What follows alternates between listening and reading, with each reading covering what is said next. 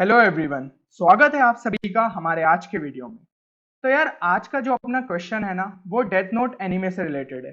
Hopefully आप में से बहुत सारे लोगों ने उस एनीमे को देखा होगा, और अगर नहीं भी देखा है तो आप एग्जाम के बाद उसे एंजॉय कर सकते हैं। ठीक है। तो एक्चुअली क्वेश्चन कुछ इस प्रकार है कि जो अपना एल है उसकी लोकेशन दी है -3,4। ठीक है, ये उसके कोऑर्डिनेट्स दे के रखे। और उस वो जो है वो कीरा को चेस कर रहा है। उसे पता चला है कि कीरा का लोकेशन जो है वो है 0,1 पे। ठीक है। बट अपन जैसा कि जानते हैं कि एल डायरेक्टली जाके कीरा को पकड़ नहीं सकता, क्योंकि कीरा के पास है डेथ नोट, और जिसकी मदद से वो एल को इजीली डिफीट कर सकता है। अब एल को उसके जो सीक्रेट स्पाइस थे उसके थ्रू एक और इंफॉर्मेशन पता चली है कि भाई human world and shinigami world के बीच में एक एक्सेस लाई करती है, जो कि अपनी मतलब एक्स एक्सेस है।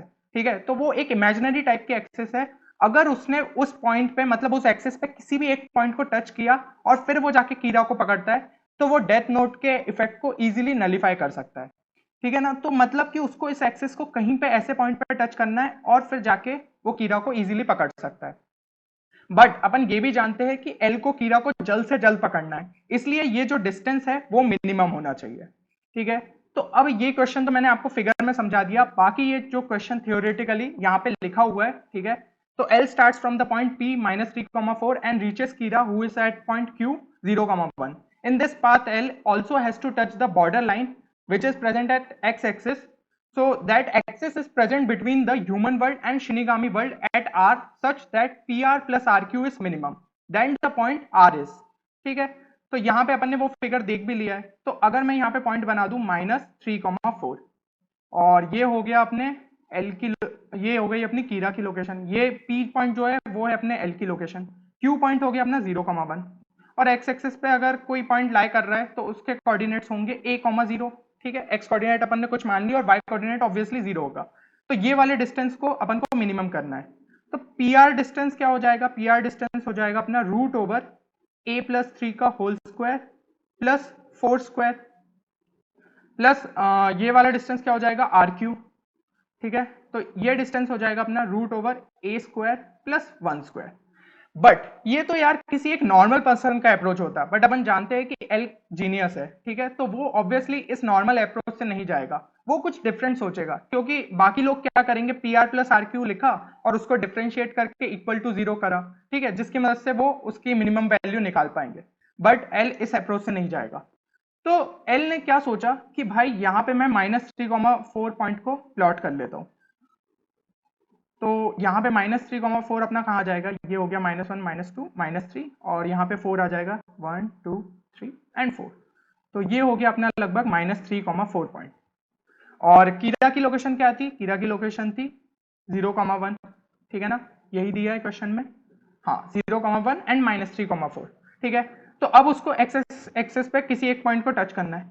तो एक बात बताइए, ठीक है, यहाँ पे मान लीजिए कोई पॉइंट पे वो टच कर रहा है।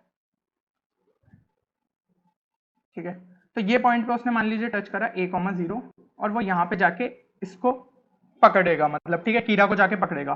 तो अगर अपन ये वाला जो पॉइंट है ये है अपना p, ये पॉइंट है q, और ये पॉइंट है r। अगर P R plus R Q को मिनिमम करना है, ठीक है, तो मैं एक चीज और कर सकता हूँ, q का इमेज ले लेता हूँ इस एक्सेस के अलाउ, तो वो क्या हो जाएगी अपनी, ये पॉइंट हो जाएगा q डैश, जो कि अपना हो जाएगा 0,-1। तो अगर P R plus R Q को मिनिमम करना है, इसका मतलब P R plus R Q dash को मिनिमम कर लो। ठीक है, तो P R plus R Q dash कब मिनिमम होगा? जब पी आर और क्यू कोलिनियर है। ठीक है, एक अगर स्ट्रेट लाइन पे हो गए, उसी केस में P R plus R Q dash जो है वो मिनिमम हो सकता है। यानी अपने पी पॉइंट, आर पॉइंट और क्यू डैश पॉइंट क्या है? कोलिनियर। तो इसकी मदद से हम मिनिमम डिस्टेंस इजीली बता सकते हैं। तो वो क्या हो जाएगा? ठीक है, अब अगर r का दिया कोऑर्डिनेट्स 1,0, तो अपन को सिंपली एरिया ऑफ ट्राइंगल को इक्वल टू 0 कर देना है। तो ये हो जाएगा -3,4, ये हो जाएगा a0, ये हो गया 0 -1, और यहाँ पे 1 1 1 इक्वल टू 0। अब हमें बस सिंपली इस डिटर्मिनेंट को सॉल्व करना है। तो यहाँ पे मैं सॉल्व कर रहा हूँ, ये क्या हो जाएगा अपना -3 इंटू, ये हो गया 0 इंटू 1 -1 इंटू 1, ये हो गया अपना सिंपली +1। ठीक है, फिर ये हो गया -4 इंटू, ये हो गया अपना पॉइंट ए, और यहाँ पे ये हो जाएगा अपना +1 इंटू -a इक्वल टू 0। तो ये क्या सिंपली हो जाएगा -3। ठीक है, यहाँ पे मैं सॉल्व कर रहा हूँ, -3, ये -4 है, और ये -a, ये हो गया अपना -5 है इक्वल टू 0। यानी कि अपने को a मिल गया -3/5। ठीक है, तो अपने को ऑप्शंस दे के रखे थे, तो ऑप्शंस के हिसाब से हो जाएगा अपना ऑप्शन बी -3/5, 0।